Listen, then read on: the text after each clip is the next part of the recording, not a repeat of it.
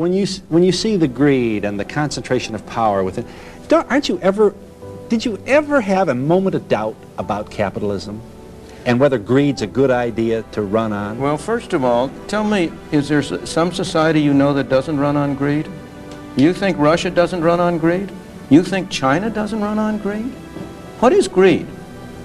Of course, none of us are greedy. It's only the other fellow who's greedy.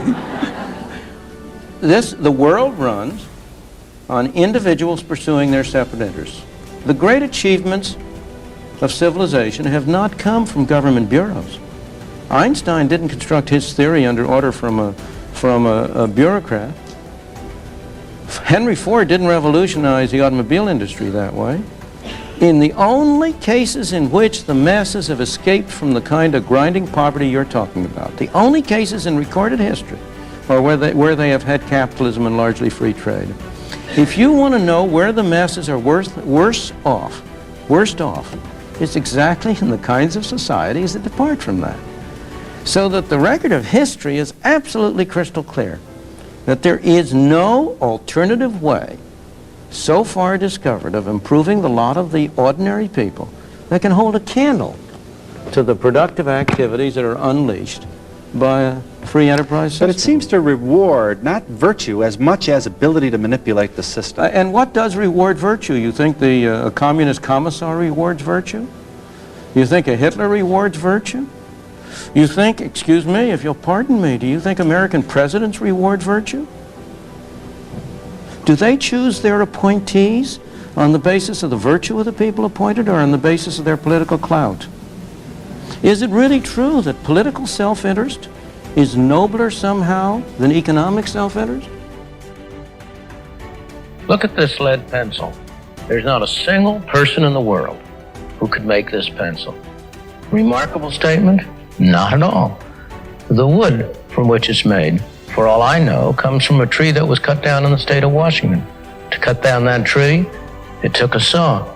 To make the saw, it took steel. To make the steel, it took iron ore. This black center, we call it lead, but it's really graphite, compressed graphite.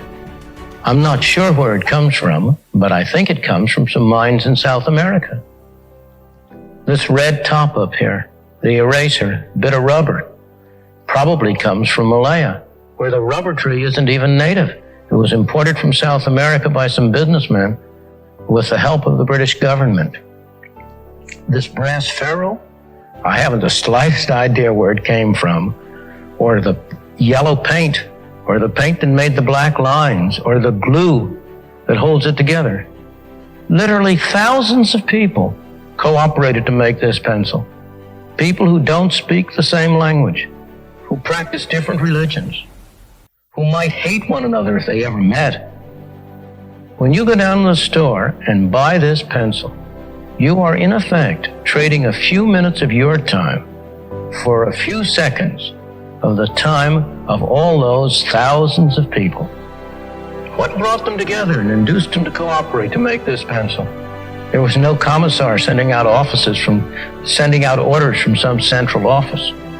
It was the magic of the price system, the impersonal operation of prices that brought them together and got them to cooperate to make this pencil so that you could have it for a trifling sum. That is why the operation of the free market is so essential, not only to promote productive efficiency, but even more, to foster harmony and peace among the peoples of the world. You know, I think you're taking a lot of things for granted.